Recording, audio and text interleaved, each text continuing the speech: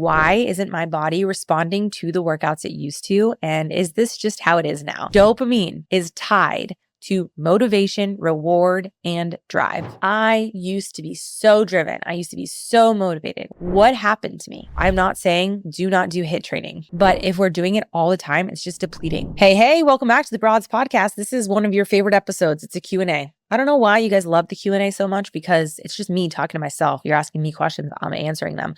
But here I am talking it up. As always, please make sure that you like, subscribe, rate, review, and share this podcast with a friend, because you're asking the questions, I'm answering them. The least you can do for me is write a review. I'm laughing, but I'm also serious.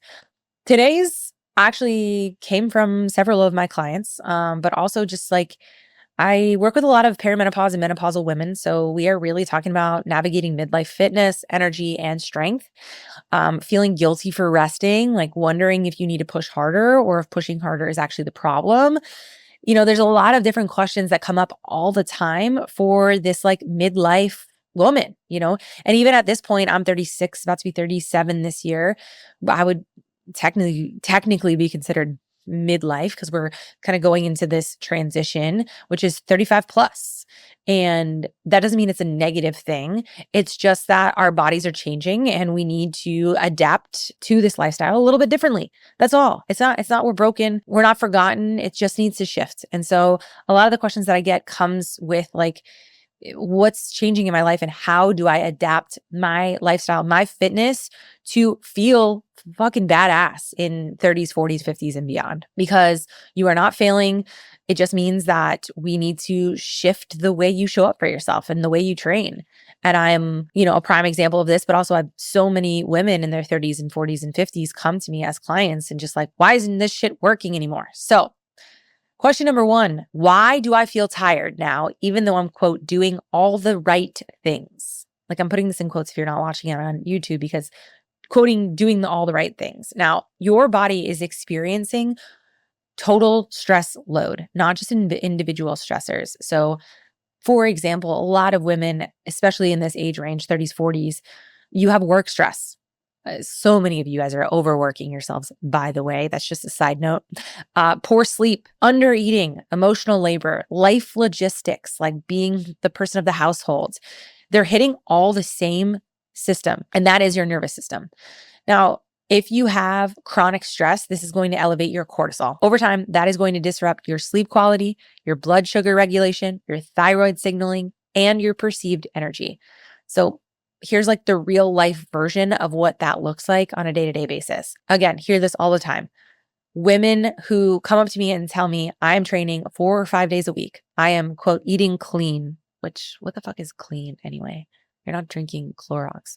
And somehow I feel worse. What is usually happening is that their output hasn't changed, but their recovery capacity actually has. You are still living like your body can bounce back overnight. It just can't anymore. And that's not a flaw. That is just biology. The answer is not doing more. It's doing things that actually restore you and having a program that is specific to your lifestyle. You have all these extra stressors in life. And this is also talking about lifestyle, your family, your work. All these other things are happening, and we can't be doing the same type of work that we were doing in our teens and 20s anymore, because we have way more stressors. There's so much more that we have to handle and control on a day-to-day basis. So we have to change our workouts and our programming around that. So just because you think that you're doing it all right, it actually probably usually means that you're doing too much. And we need to be a lot more intentional with the way we train. Our lifestyle habits, so huge, especially on that sleep part of things. And if we can zoom out and see what is actually working, what is moving the needle, and what needs to be shifted over time, that is where I would say, okay, well, is everything actually working, or am I doing everything right? Or am I just doing the things that I thought were right back then, now, even though I'm in a different body? Light bulb moment, hopefully for you. Question number 2 is, why isn't my body responding to the workouts it used to? And is this just how it is now? So this one hits deep. And I know I just talked about this a little bit more, but from a science perspective, after about age 30, muscle protein synthesis becomes less sensitive. So that just means that your body needs clearer signals to build or maintain muscle mass. And at the same time, estrogen fluctuations impact muscle repair, connective tissue health, insulin sensitivity, and just fat distribution overall. So most women are still doing random workouts. They're doing a lot of HIIT training, a lot of circuit CrossFit training, maybe different exercises every day, chasing soreness or chasing sweat. That used to work because your body was forgiving and you had more time and less stress. Now it actually needs a lot more intention, purpose, progression, recovery, and enough fuel to adapt. And that's not to say that your body just stopped responding. It just stopped responding to the chaos that it used to be put through. So question number 3, do I actually need to work out harder? Or is that why I'm exhausted all the time? And this kind of goes with the last one. This is where a lot of women accidentally dig themselves into these hole, right? High intensity interval training. Hi, raise your hand if you were part of the HIIT in the 2000 teens. That was me. This is your body in fight or flight state. In small doses, it is useful. I'm not saying do not do HIIT training, but if we're doing it all the time, it's just depleting. And studies have shown over and over again that excessive high intensity training without adequate recovery increases inflammation. It disrupts your mitochondrial function and will keep your cortisol elevated. So, hello, all that stress that you already have in your day-to-day life, like work and family and house and environment, it's going to be elevated more if that's all you're doing. This is also going to make you sore all the time. You feel wired, but maybe tired.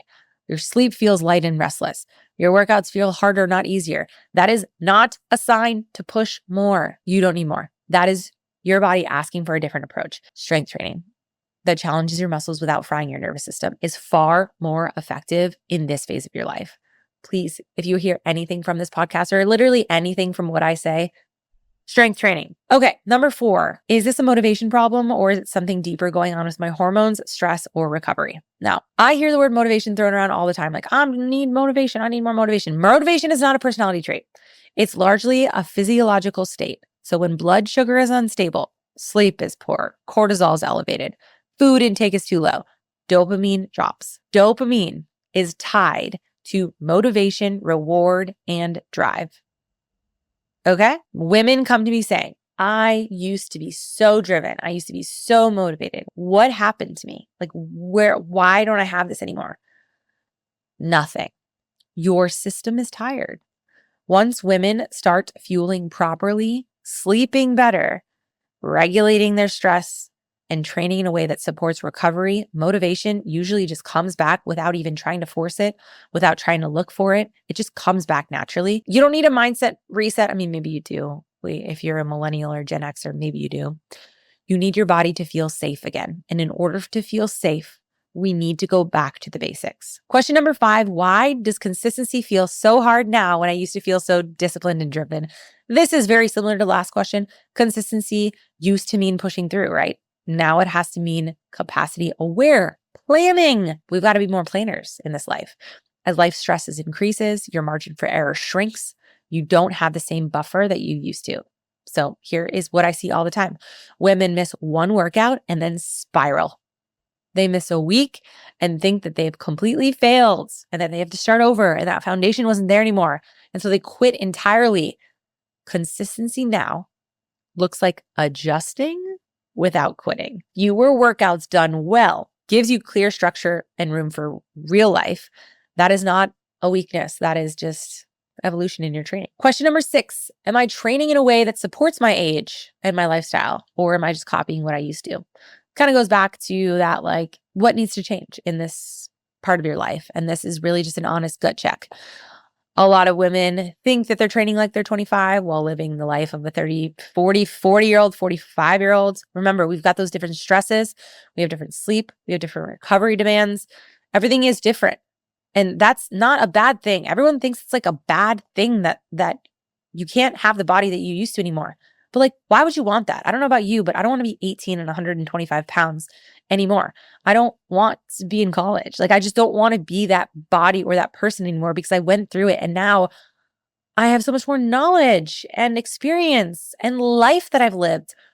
Why would I want to be that person anymore? I don't. So I have to change my workouts, my capacity, and show up for myself differently. Stop trying to be the person that you were in your 20s. You're not anymore. And guess what? That is fucking K. But also it's cool because aging is a privilege at the end of the day. Question number 7. What does taking care of myself even look like in this phase of life without feeling selfish or guilty?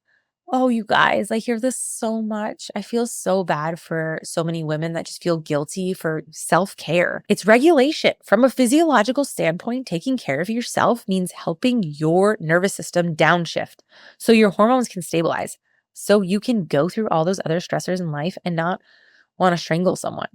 This includes sleep, food, resistance training, rest days. This will allow adaptation. And if we do not have those things, you're going to be in a constant state of elevated stress and you're not going to be able to take care of anyone else. If you don't take care of yourself, how are you going to expect to take care of anyone else? You are increasing your capacity to show up without resentment or burnout. And that is not selfish. Please, that's not selfish.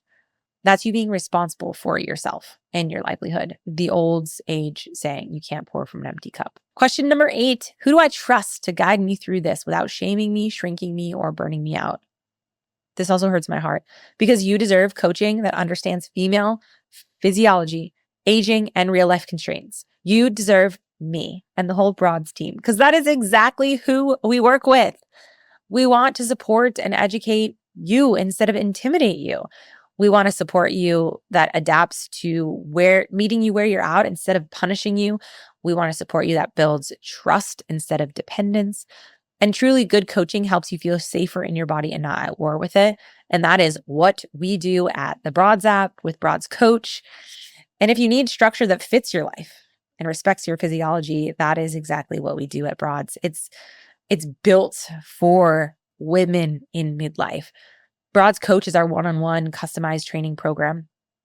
We work with women in the midlife, basically 35 plus, that meets you where you are. We utilize your experience level, your equipment, what you have access to, and understand like where you at in your phase of life and create a customized strategy based on fitness, nutrition, and mindset. So apply for Broads Coach in the link in the show notes. I would absolutely love to have you, but we have to make sure it's a good fit first. So here's what I want you to take. Your body is not broken. It needs to adapt though. You are not who you were in your 20s, and that is fucking K. Strength is built through phases, not perfect weeks, and consistency means alignment, not perfection. Taking care of yourself is foundational. It's not selfish, and you have to take care of yourself first. You also deserve support. You deserve support that builds you up instead of burns you out or makes you feel worse. Please make sure you follow our podcast Broads on Apple Podcasts or Spotify so you don't miss an episode. And as always, if this hits home, please leave a rating and review and help more women take up space, feel more confident in their body, and send this message out to everyone that needs to hear it. I'll catch you on the next one and see you soon. Mwah.